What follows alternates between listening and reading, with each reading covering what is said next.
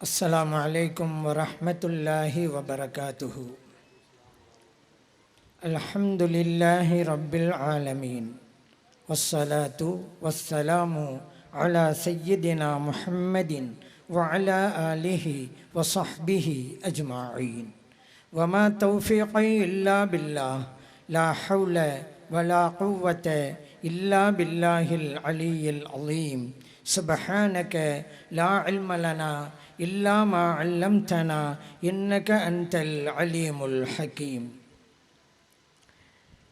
மதுரை ஜாமிஆ அல் அஷரத்துல் முபஷ்ஷரா லில் பனாத் மகளிர் அரபிக் கல்லூரி நடத்துகின்ற முத்தான முப்பெரும் விழாவின் தகுதிமிக்க தலைவர், ஏஏஎம் மகளிர் அரபிக் கல்லூரியின் நிறுவனர் மற்றும் தகுதிமிக்க தாளாளர் பள்ளப்பட்டி மௌலானா மௌலவி எஸ்.எம். முஹம்மது அல்தாஃப் அலி உலவி சிஎஃப்ஏ மற்றும் டிஎஃப்ஏ ஹலரத் பெருந்தகை அவர்களே, இந்நிகழ்விற்கு வருகை புரிந்து இந்நிகழ்வை சிறப்பித்து கொண்டிருக்கக்கூடிய கண்ணியத்திற்குரிய உலமா பெருமக்களே, குறிப்பாக எனக்கு பிறகு அற்புதமான உரையை உங்களுக்கு வழங்கவிருக்கிற மேலப்பாளையம் உஸ்மானியா அரபிக் கல்லூரியின் போற்றுதலுக்குரிய முதல்வர் மௌலானா மௌலவி அல்ஹாஜ் ஆன்மீகச் சுடர் எஸ் ஹைதர் அலி மிஸ்பாஹி ஹலரத் பெருந்தகை அவர்களே, எனக்கு முன்பு அற்புதமான உரையை அழகிய முறையில் உங்களுக்கு வழங்கிய முஹிப்புல் உலமா கீழக்கரை முஹம்மது மஹரூஃப் காக்கா ஹாஜியார் அவர்களே, மேடையிலே விற்றிருக்கின்ற ஆண்டோர்களே, சான்றோர்களே, அன்பார்ந்த பெரியோர்களே, இளைஞர்களே, சிறார்களே, அன்புக்குரிய தாய்மார்களே, சகோதரிகளே, பட்டம் பெறவிருக்கிற பெண் சமூகத்தின் விடிவெள்ளிகளான இளம் ஆலிமாக்களே, சிறப்புக்குரிய இந்த நிகழ்விற்கு ஏற்பாடு செய்திருக்கின்ற ஜாமிஆ அல் அஷரத்துல் முபஷ்ஷரா மகளிர் அரபிக் கல்லூரியின் பாராட்டுதலுக்குரிய நிர்வாக பெருமக்களே, புனிதமான நிகழ்வில் நம்மையெல்லாம் பங்கெடுக்க செய்து நல்லதை சொல்லவும் கேட்கவும் வாய்ப்பளித்த எல்லாம் வல்ல இறைவனை போற்றி புகழ்ந்து எனதுரையை தொடங்குகின்றேன். உலக மொழிகளில் வணிக மொழி ஆங்கிலம், உலக மொழிகளில் கவிதை மொழி உருது, உலக மொழிகளில் நம் தாய்மொழி தமிழ், உலக மொழிகளில் சொர்க்கத்து மொழி அரபி. அந்த அரபி மொழியில் கல்வி ஞானத்தை பெற்றவர்கள்தான் பட்டம் பெறவிருக்கிற ஆலிமாக்கள். எந்த மொழியிலே அருள்மறை வேதம் குர்ஆன் இறங்கியதோ அந்த மொழியிலே படித்தவர்கள்தான் இந்த இளம் ஆலிமாக்கள். எந்த மொழியிலே நம் உயிரிலும் மேலான கண்மணி நாயகம் ஸல்லல்லாஹு அலைஹி வஸல்லம் அவர்கள் பேசினார்களோ அந்த அரபி மொழியிலே கல்வி ஞானத்தை பெற்றவர்கள்தான் இந்த ஆலிமாக்கள். இந்த ஆலிமாக்கள் கொடுப்பினை பெற்றவர்கள். அவர்கள் மட்டுமல்ல, அவர்களுடைய பெற்றோர்களும் கொடுப்பினை பெற்றவர்கள். பிள்ளை பெற்றால் என்ன பலன்? பிள்ளை பேரெடுத்தால் பெற்ற பலன். இந்த ஆலிமாக்களின் பெற்றோர்களே, நீங்கள் உங்களுடைய பிள்ளைகள் பேரெடுத்திருப்பதால் நீங்கள் பெற்ற பலனை பெற்றுவிட்டீர்கள். இது உங்களுக்கு கிடைத்த நற்பாக்கியம். இந்த ஆலிமாக்கள் சாமானிய பெண்கள் அல்ல, சாதனை பெண்கள். காரணம், மற்ற பெண்களுக்கும் இந்த ஆலிமாக்களுக்கும் வித்தியாசம் உண்டு. இந்த ஆலிமாக்களின் கண்கள் புனிதமானவை, இந்த ஆலிமாக்களின் கைகள் புனிதமானவை. காரணம், அவர்களுடைய கைகள் இதுவரை குர்ஆனை சுமந்தது, அரபி நூல்களை சுமந்தது, ஹதீஸ் கிதாபுகளை சுமந்தது. ஆகவே அவருடைய கைகள் புனிதமானவை. இதுவரை அவர்கள் குர்ஆனை ஓதினார்கள், தப்சீரை படித்தார்கள், ஹதீஸை படித்தார்கள். ஆகவே அவருடைய கண்களும் புனிதமானவை. ஆகவேதான் இந்த ஆலிமாக்கள் சாமானிய பெண்கள் அல்ல, சாதனை பெண்கள். ஒரு பள்ளிக்கூடம் திறக்கப்பட்டால் 100 சிறைச்சாலைகள் மூடப்படும் என்று ஒரு அறிஞன் சொன்னான். ஆனால் இந்த ஜாமிஆ அஷரத்துல் முபஷ்ஷரா என்ற மகளிர் அரபிக் கல்லூரி திறக்கப்பட்டதால் 1000 சிறைச்சாலைகள் மூடப்பட்டு கொண்டே வருகின்றன. கல்வி அறிவு பெறாத எந்த சமூகமும் வெற்றியின் முகட்டை தொட முடியாது என்று சொல்வார்கள். இந்த சமூகத்தை வெற்றியின் பக்கம் அழைத்து சென்று கொண்டிருக்கிறது ஜாமியா அஷரத்துல் முபஷரா மகளிர் அரபிக் கல்லூரி. கல்வி அறிவு பெறாத சமூகத்திலே அனாதைகள் நிறைந்திருப்பார்கள். ஏன் தெரியுமா? ஒரு அறிஞன் சொன்னான், தந்தை இல்லாதவன் அனாதை இல்லை, கல்வி இல்லாதவன் தான் அனாதை. அப்படியானால் கல்வி ஞானம் பெறாதவர்கள் அதிகம் இருந்தால் அந்த சமூகத்திலே அனாதைகள் இருப்பார்கள். இந்த சமூகத்தை அனாதைகள் இல்லாத சமூகமாக உருவாக்க அரும்பாடு பட்டு கொண்டிருக்கிறது ஜாமியா அஷரத்துல் முபஷரா. கல்விங்கிறது சாதாரண ஒன்று இல்லைங்க. ஆரம்பத்தில் பார்த்தா நம்ம கஷ்டமாக தான் இருக்கும். கல்வியை பெற்றுட்டா அதை விடவும் ஆனந்தம் வேறு எதுவுமே இல்லை. அதனால தான் சொல்லுவாங்க, கல்வியின் வேர்கள் கசக்கும், கல்வியின் வேர்கள் கசக்கும், அதன் பலன்கள் இனிக்கும். கல்வி கற்கும்போது கஷ்டம்தான், ஆனால் கற்று முடிச்சிட்டா நம்ம வாழ்க்கையில் மிகப்பெரிய பிரகாசம் இருக்கிறது. குறிப்பாக இந்த மகளிர்களுக்கு கொடுக்க வேண்டும் கல்வி ஞானத்தை என்பதற்காகத்தான் இந்த அரபி மதரசாவை துவங்கி நடத்தி கொண்டிருக்கிறார்கள். அதற்குண்டான பணி தொடர்வதற்குத்தான் இந்த கட்டிட பணியும் கூட இன்றைக்கு தொடங்கப்பட்டிருக்கிறது. ஏன் பெண்களுக்கு கல்வியை கொடுக்கணும்? முக்கியமாக அது காரணம் இருக்குது. ஏன்னு தெரியுமா? குழந்தையின் முதல் பள்ளிக்கூடமே தாயின் மடிதான். தாயின் கருவறை தான் குழந்தையின் முதல் வகுப்பறை. அதனால தான் சொல்லுவாங்க, ஒரு குழந்தையின் சிறந்த பள்ளிக்கூடம் தாயின் மடி, ஒரு குழந்தையின் சிறந்த ஆசிரியர் தந்தை. இந்த ரெண்டு பேருமே காரணமாக இருக்கிறாங்க. இந்த காலத்தில் கல்வி ஞானம் இல்லாவிட்டாலும் கூட தெரிஞ்ச மாதிரி இருக்கவங்க நிறைய பேர் இருக்கிறாங்க. அதுதான் வருத்தமாக இருக்குது. தெரியாதவங்க நிலையில் இருந்தால் பிரச்சனையே கிடையாது. அவன் என்றைக்கா தெரிவதற்கு வாய்ப்பு இருக்குது. ஆனால் எல்லாம் தெரிஞ்ச மாதிரி இருந்துகிட்டு இருக்கிறாங்களா, அதுதான் நமக்கு கவலை. பொதுவாக 4 வகை சொல்லுவாங்க மனிதர்களே. ஒரு வகை என்ன தெரியுமா? தெரியும், தனக்கு தெரியும் என்பதும் தெரியும். இன்னொரு வகை தெரியும், தனக்கு தெரியும் என்பது தெரியாது. 3வது வகை தெரியாது, தனக்கு தெரியாது என்பது தெரியும். 4வது தனக்கு தெரியாது, தனக்கு தெரியாது என்பதும் தெரியாது. இதுதான் ஆபத்து. எனவே தனக்கு தெரியலைங்கிறதே தெரியாமல் இருக்கும் பொழுது எப்படி அவன் தெரிந்து கொள்வான்? அதான் சொல்லுவாங்க, தெரியலைண்டா தெரியலைன்னு சொல்லுப்பா. ஒரு ஆள் பஸ்ஸில் ஏறினான், கவர்மெண்ட் பஸ்ஸு தான். அங்கே நீங்கள்லாம் பார்த்துருப்பீங்க, திருவள்ளுவருடைய படம் தொங்கிக்கிட்டு இருக்கோம். அதை பார்த்தான், யாருடைய ஃபோட்டோன்னு தெரியலை. ஏன்னா மலைக்கு கூட பள்ளிக்கூடத்துக்கு ஒதுங்காதவன். பக்கத்தில் உள்ளவங்கள்ட்ட கேட்டான், ஏங்க இது யாருடைய ஃபோட்டோன்னா. அவருக்குன்னு தெரியலைன்னு சொல்லலாம்ல, தெரிஞ்ச மாதிரி பதில் சொன்னான், அது இந்த பஸ்ஸு ஓனருடைய ஃபோட்டோ அப்படின்ட்டான். இப்போ இவர் கேட்டார், ஏங்க ஃபோட்டோவில் ரொம்ப அவர் கவலையாக இருக்கிறாரு, திருவள்ளுவர் ஃபோட்டோ பார்த்தவங்களுக்கு தெரியும், ரொம்ப கவலையாக இருக்கிறார், என்ன விஷயம்? அதுக்கு அவன் விளக்கம் கொடுக்குறான், பஸ்ஸு நஷ்டத்தில் ஓடுதான் அப்படிங்கிறான். யாக தெரியலை அப்படிங்கிறத சொல்கிறது இல்லைங்க. அப்படி நிறைய பேர் இருக்கிறாங்க, தெரிஞ்ச மாதிரி காட்டிக்கொள்வாங்க.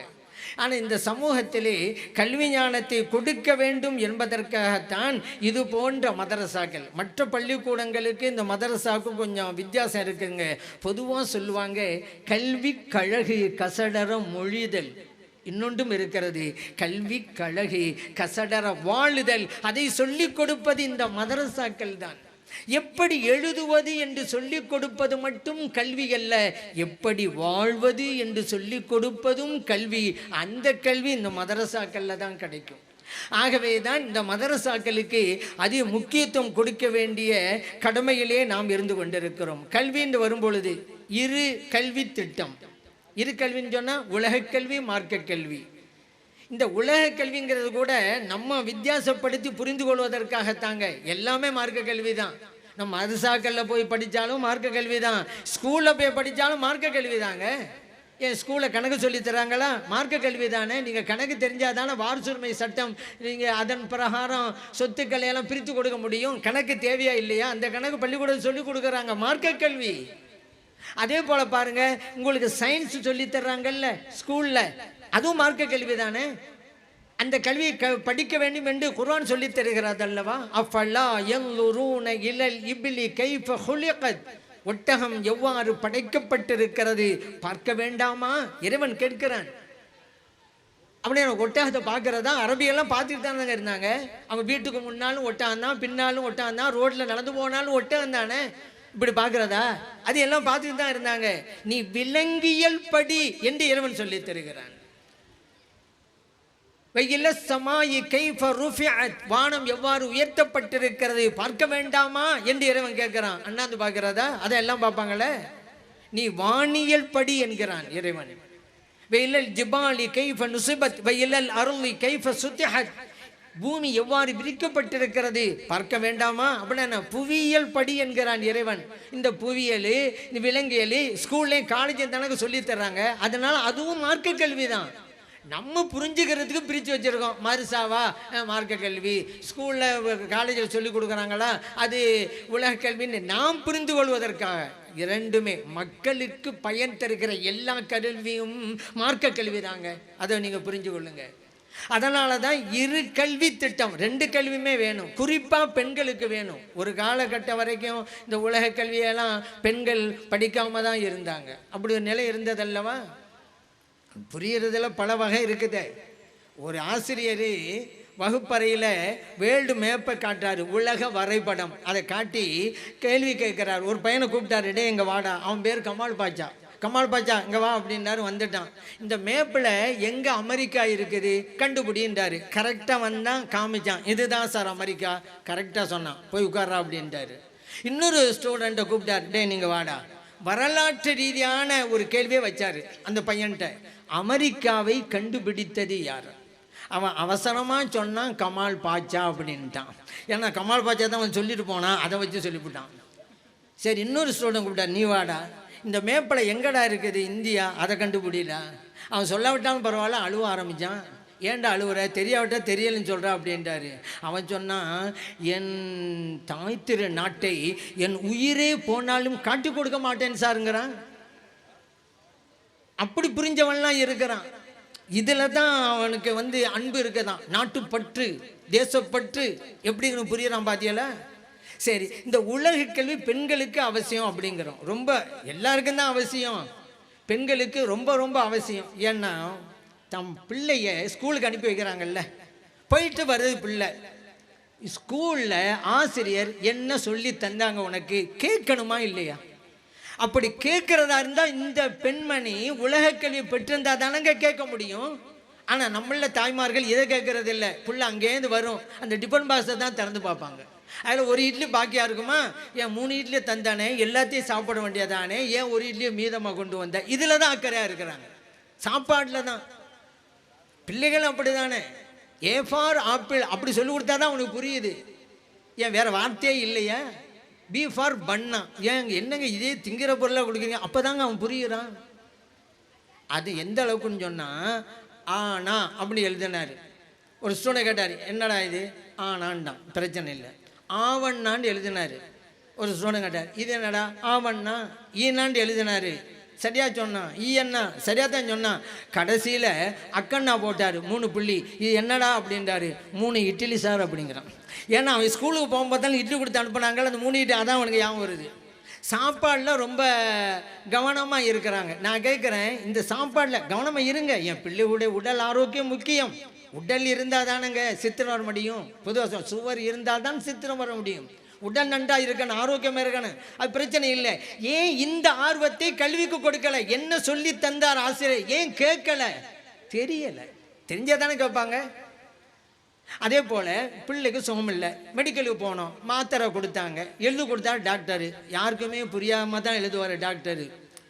புரிகிற மாதிரி ஒரு டாக்டர் எழுதினார். இவர் போலி டாக்டராக பாருங்கிறான் இவன். ஏன்னா புரியாமல் எழுதினா அசல் டாக்டரு, அந்த மாதிரி ஆகி போச்சு. சரி, அவர் எழுதி கொடுத்தாரு, மெடிக்கலில் கொடுத்தாச்சு, மருந்தையும் தந்துட்டான். டாக்டர் எழுதி கொடுத்த மருந்தும் மெடிக்கலில் தந்த மருந்தும் ஒன்று தான் என்று புரிவதற்காவது உலக கல்வி வேண்டுமா வேண்டாமா? எத்தனை பேர் மெடிக்கலில் தந்தாங்கிறத நம்பி கொடுத்து அவன் தகாத மருந்தை கொடுத்துட்டாங்க. அந்த குழந்தைக்கு உயிரின் ஆபத்து ஏற்பட்டுச்சாங்க. காரணம் என்ன? இந்த பெண்ணு படிக்கலைங்க. படிச்சிருந்தா தெரிஞ்சிருக்கும். என்னப்பா டாக்டர் எழுதுற ஒன்று, நீ தர்றது வேற ஒன்றுன்னு சொல்லியிருப்பாங்கல்ல. இப்போ புரியுதா? அதே போல் பாருங்க, வெளியூருக்கு போவாங்களே நம்ம பெண்கள்லாம். அந்த ஒவ்வொரு ஊர் கிராமத்துலேயும் போவாங்க. அங்கே ஒரு ஊர், அதுதான் சிட்டி டவுனாக இருக்கும், அங்கே தான் போவாங்க. அவர்கள் போக வேண்டிய ஊரின் பஸ் எது என்று படித்து தெரியாது. கலரை வச்சு முடிவு பண்ணுவாங்க. ஒரு சிவப்பு நிற பஸ் வந்துடுமா, நம்ம ஊர் பஸ் வந்துடுச்சு, ஏறி உட்காந்துருவாங்க. படிக்க தெரியாது போர்டு. ஊதா கலரில் ஒரு பஸ் வந்துடும், நம்ம ஊர் பஸ் வந்துடுச்சு ஏறு அப்படின்னு தான் செய்வாங்க. அதனால தான் நம்ம நாட்டில் இந்த கழிவறை, பஸ் ஸ்டாண்டில் கழிவறை கட்டி வச்சுருக்காங்கல்ல, ஆண்கள் அப்படி எழுதி வச்சுருப்பாங்க. பக்கத்தில் ஒரு ஆம்பளை படமும் இருக்கும். பெண்கள் அப்படி எழுதி வச்சுருப்பாங்க. ஒரு பொம்பளை படத்தையும் போட்டு வச்சுருப்பாங்க. ஏன்? படிக்க தெரியாதவர்கள் இந்த நாட்டிலே இருக்கிறார்கள் என்பதற்காகத்தான். நீ ஆண்கள் எழுதி வச்சுட்டா இது ஆண்கள் பாதின்னு எப்படி அவன் புரிவான்? படிக்க தெரியாதாங்க. பெண்கள் எழுதி வச்சுறீங்க, இது பெண்கள் போகிற இடம் எப்படி தெரியும் அந்த பெண்ணுக்கு? அதனால படத்தை போட்டு வச்சாங்க. அப்படி இருந்தும் கூட மாறி போகிறவன்லாம் இருக்கிறான். கண் தெரிந்தும், அதான் சொல்லுவாங்க, கண்ணிருந்தும் குருடம்பாங்கள். அந்த மாதிரி அவசரத்தில் ஏதோ ஒரு அந்த செல்ஃபோனுக்கு வந்துருச்சுல, பேசிக்கிட்டே போவான், அவன் நுழைஞ்சிருவான். இப்படியே நடந்திருக்குது, சும்மா கிடையாது, நடந்திருக்குது. சரி, அந்த கழிவறை ஆண்களுக்குரியதா பெண்களுக்கு? அந்த படம் போட்டு தானங்க விளக்க வேண்டியது இருக்குது நம்ம நாட்டில். ஏன் உலக கல்வி இல்லையங்க? கையெழுத்து போடாத, அதை தெரியாத எத்தனை பேர் இருக்கிறாங்க தெரியுமா? கை நாட்டு ஏன் வந்துச்சு?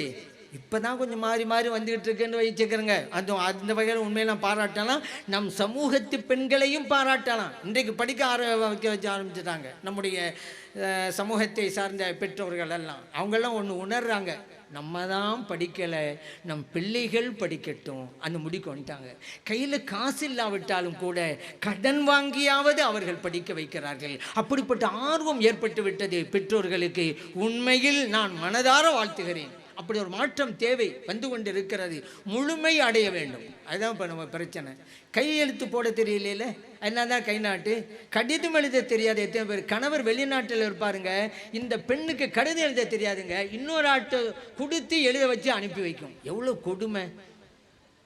தனது நேசத்துக்குரிய கணவனுக்கு கூட தனது உள்ள கிடக்கையை அதை வெளிப்படுத்த வாய்ப்பே இல்லையே. ஏன்? அந்த எழுத தெரியலைங்கிறனால தானே. அதே போல் பாருங்கள், ஒரு டாக்டர், அவர்கிட்ட கண்டெஸ்ட்டுக்கு ஒரு ஆள் போனார். பொதுவாக கண்டெஸ்ட் பண்ணும்பொழுது அதிக பவர் உள்ள கிளாஸை போட்டு அந்த எழுத்தை படி அப்படின்னு சொல்லுவாங்க. அப்படி தான் அவருக்கு அந்த அதிக பவர் உள்ள கிளாஸை போட்டு இதை படி, இது என்ன அந்த ஆள் சொன்னார், தெரியலை.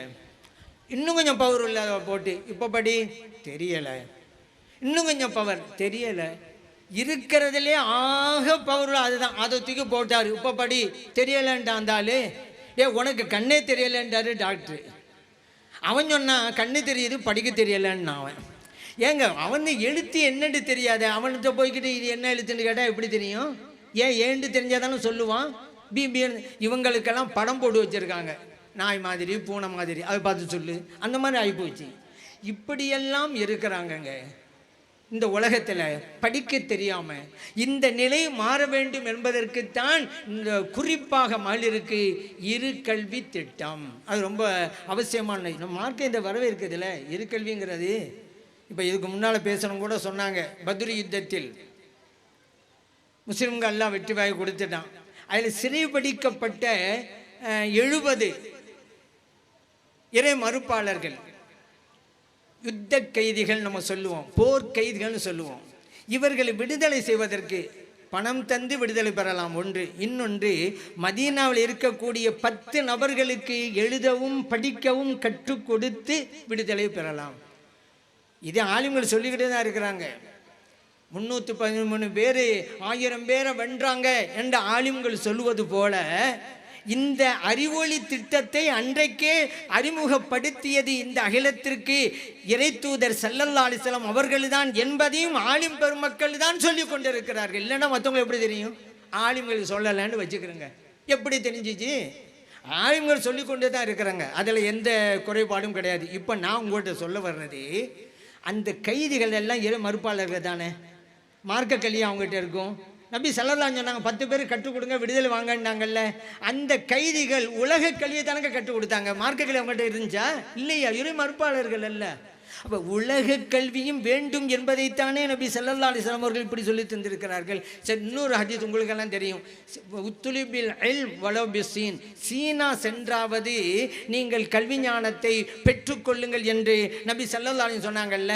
இப்படி சொன்ன நேரத்தில் அந்த சீனாவில் மார்க்க கல்வி அறிஞ்சு குர்ஆனுடைய ஞானமாக இருந்தது சீனாவில் அந்த நேரத்தில். ஹதீஸுடைய ஞானமாம் இருந்தது? இல்லை இல்லை. அப்போ சீனா போயாவது கற்றுக்கொண்டு சொன்னது எது? உலக கல்வி தாங்க.